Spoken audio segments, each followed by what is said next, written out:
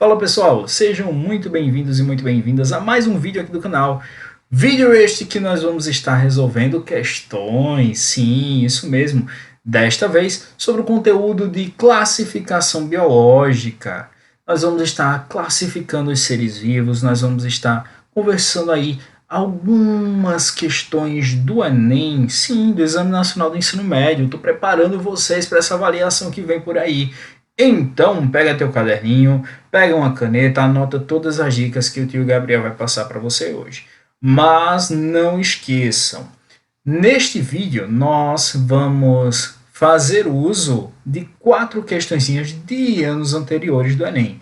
Portanto, se você ainda não está de posse do material de apoio, dá uma olhadinha aqui embaixo na descrição desse vídeo que você vai encontrar o nosso material de apoio. Você vai poder resolver as 4 questões que eu separei para hoje e só depois disso você volta aqui para que a gente possa conversar sobre o conteúdo e tu entender melhor como se dá a resolução dele. Beleza? Fechado? Posso contar contigo, né? Beleza. Então vamos para a resolução de questões?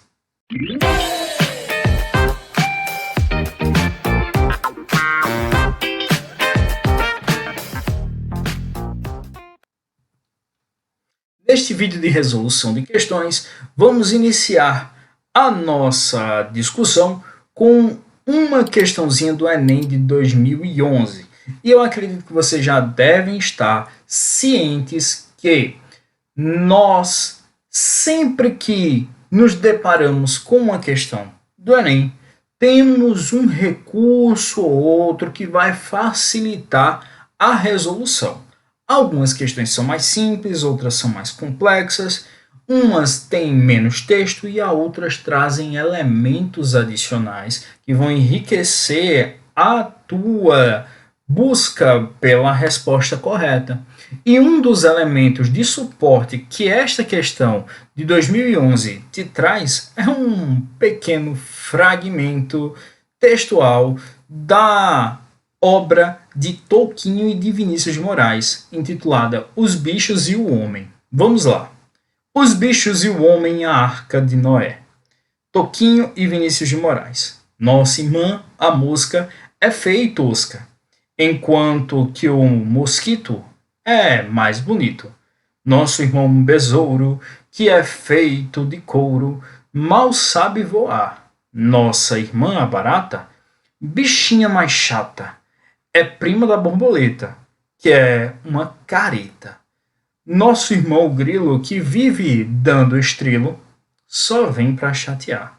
Bom, diante deste pequeno poeminha que Tolkien e Vinícius de Moraes nos trazem, nós podemos partir para o enunciado da questão, que diz o seguinte: o poema acima sugere a existência de relações de afinidade entre os animais citados e nós, seres humanos. Respeitando a liberdade poética dos autores, a unidade taxonômica que expressa a afinidade entre nós e esses seres vivos é, vamos lá, por que a necessidade de enfatizar que estamos respeitando a liberdade poética dos autores? Porque algumas informações não são científicas, né? Até porque nós temos aí o besouro feito de couro, não, tá? O besouro é mais fácil ser feito de quitina, não é? Afinal de contas, ele é um artrópode. E sabe quem mais é artrópode aí nesse poema? Todos os indivíduos mencionados. Então, a mosca, o mosquito, o besouro, a borboleta, a barata, o grilo, todos eles são artrópodes. E eu acredito que você deve lembrar muito bem, na zoologia, quem são os artrópodes. Os artrópodes têm múltiplos representantes, inclusive é o filo de maior representatividade na biodiversidade do nosso planeta Terra. E, bom, dentre as múltiplas espécies que estão neste filo, nós temos insetos, nós temos aracnídeos, nós temos crustáceos, quilópodes, diplópodes e por aí vai. E, durante a nossa análise do texto, percebemos que estes indivíduos são todos pertencentes ao mesmo filo e estão sendo comparados a quem? Ao ser humano. que não está no mesmo filo que eles. Afinal de contas, nós, seres humanos, estamos no filo que nós chamamos de cordata. E se nós estamos no filo cordata, um filo diferente do que estes indivíduos pertencem, que é o filo artrópoda, podemos concluir que nós pertencemos ao mesmo o quê? Ao mesmo reino. Lembrem dos táxons propostos por Linneu. Carl von Linné mencionou que nossos táxons são reino, filo, classe, ordem, família, gênero e espécie. Eu estou aí contando com subclasse, superfamília, tribo. Não estou falando os basicões do velho e bom reficofagem, tá certo? Então nós temos aí esses grupos taxonômicos e você vai compreender que até que nível taxonômico nós temos uma afinidade. Bom, a unidade taxonômica que temos a afinidade com o grupo dos artrópodes é o reino, certo? Então a gente fica aí com a letra B de reino, tá bom? Vamos seguindo, porque agora nós temos uma questão do Enem de 2012. A imagem representa o processo de evolução das plantas e algumas de suas estruturas. Para o sucesso desse processo, a partir de um ancestral simples, os diferentes grupos vegetais desenvolveram estruturas adaptativas que lhes permitiram sobreviver em diferentes ambientes. Nós temos aí uma imagem que retrata essa possível evolução dos vegetais que partiram de um ancestral em comum, as algas verdes. Essas algas verdes tinham um gametófito dominante e o arquegônio começou aí, a abrigar o embrião dos vegetais, permitindo o surgimento das briófitas. Posteriormente, um outro grupo paralelo a este ganhou o esporófito dominante e os vasos condutores de seiva, dando origem às pteridófitas. Um outro grupo ganhou as sementes aladas, os grãos de pólen, dando origem às gimnospermas. E, por fim, uma porção destes indivíduos ganhou flores e frutos e deu origem às angiospermas. Neste ensejo, qual das estruturas adaptativas apresentadas contribui para uma maior diversidade genética? Vamos lá. Quando o contexto é a variabilidade genética, quando o contexto é a diversidade genética das espécies, é claro que nós estamos falando das angiospermas. É claro que nós estamos falando dessa promoção dos seres a angiospermas. As sementes aladas que favorecem a dispersão aérea. Bom, são de fato as sementes que vão propiciar aí uma maior diversidade genética. Será que por causa das sementes aladas eu tive essa diversificação das espécies? Os arquegônios que protegem o embrião multicelular. Bom, os arquegônios que protegem o embrião foram ativados, ou seja, foram uma novidade evolutiva lá no começo do nosso processo evolutivo. Neste ensejo, não vale a pena mencionar que este é o fator que culminou numa diversificação das espécies. Não é bem por aí. Os grãos de pólen que garantem a polinização cruzada. Bom, essa polinização cruzada é muito interessante, porque é ela que vai garantir que haja polinização entre múltiplos indivíduos distintos mediante a atuação de quê? De organismos que são conhecidos como agentes polinizadores. Bom, ficou bem interessante agora, né? Os frutos que promovem uma maior eficiência reprodutiva. Bom, os frutos vão garantir uma eficiência reprodutiva ou uma melhor dispersão de sementes? Pensa bem nisso, tá? Até porque nós temos aí o fruto como sendo a unidade que irá proteger a unidade da semente, que é aquela que abriga o embrião.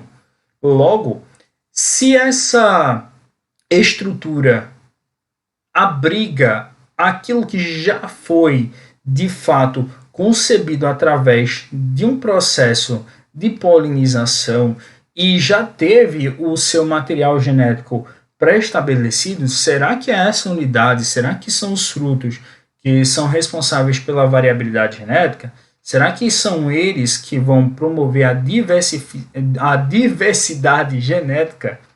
E a letra E diz que os vasos condutores que possibilitam o transporte da seiva bruta são os responsáveis pela diversidade genética. Mas esses vasos condutores surgiram lá atrás. E nós sabemos que a novidade evolutiva se estabeleceu ali, próximo às angiospermas. Nessa situação, nós ficamos com a letra C. Os grãos de pólen, uma novidade evolutiva que chega ali nas gimnospermas de forma bem acanhada, mas é lá nas angiospermas que permitem a diversificação das espécies mediante a atuação dos agentes polinizadores, que de fato nós teremos uma diversificação dos grupos vegetais. No Enem de 2013, nós temos o seguinte enunciado. Em 1861, foi anunciada a existência de um fóssil denominado Archaeopteryx, sei lá, que revolucionou o debate acerca da evolução dos animais. Tratava-se de um dinossauro que possuía penas em seu corpo. A partir dessa descoberta, a árvore filogenética dos animais acabou sofrendo transformações quanto ao ancestral direto das aves. Ou seja, quem antecedeu as aves, quem deu origem às aves, provavelmente. Nessa nova árvore filogenética, de qual grupo as aves se originaram? Bom, pensa aí direitinho.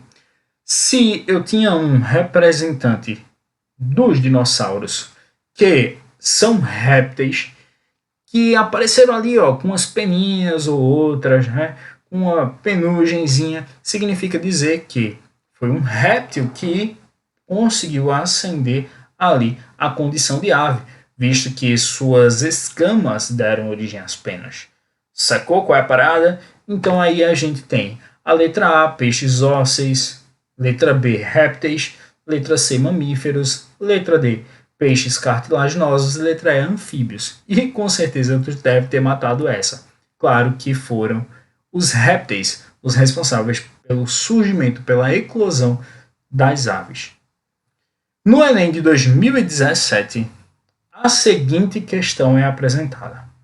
A classificação biológica proposta por Whittaker permite distinguir 5 grandes linhas evolutivas, utilizando como critérios de classificação a organização celular e o modo de nutrição.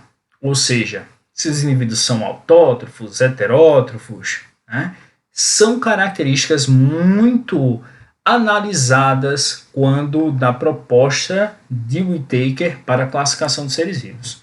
Contudo, Carl Woese e seus colaboradores, com base na comparação das sequências que codificam o RNA ribossômico dos seres vivos, estabeleceram relações de ancestralidade entre os grupos e concluíram que os procariontes do reino Monera não eram um grupo coeso do ponto de vista evolutivo. A diferença básica nas classificações citadas é que a mais recente se baseia fundamentalmente em, vamos lá, existe uma própria dica na questão que faz com que você saiba respondê-la de fato. Percebam que, quando mencionamos Carl Woese, temos ali no texto a sequência que codifica o RNA ribossômico.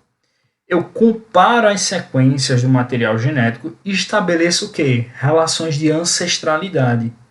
Se eu estou estabelecendo relações de ancestralidade, qual é o fundamento que diferencia a proposta de Whittaker em 1969 dos 5 reinos, Reino Monera, Reino Protista, Reino Fungi, Reino Plant e Animalia, da proposta dos 3 domínios em 1990 por Carl Woese, que trata de 3 domínios ou super-reinos, né? O Archaea, o Eubacteria e o Eukarya.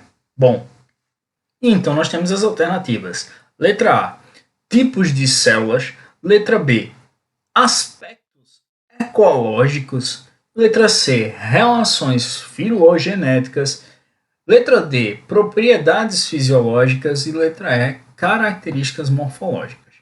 Percebam que apenas a morfologia e a fisiologia não são capazes de explicar os graus de parentesco, ou melhor dizendo, as relações de ancestralidade entre os seres. Afinal de contas, nós estudamos analogia e homologia, percebendo que nem sempre aquela estrutura que possui a mesma origem embrionária vai ter a mesma função e vice-versa. Muitas vezes, aquela estrutura que tem a mesma função que outra, de outra espécie, totalmente diferente, não vai ter a mesma origem embrionária. Neste contexto, morfologia e fisiologia simplesmente não são capazes de determinar qual é o parentesco evolutivo entre esses indivíduos. Assim como as células já não são mais capazes de determinar isso, até porque a proposta de Whittaker já compreendia as células como uma das características que permitiam a classificação biológica. Neste caso, nós também não podemos considerar apenas os aspectos ecológicos, visto que várias espécies completamente diferentes apresentam aspectos ecológicos bem semelhantes.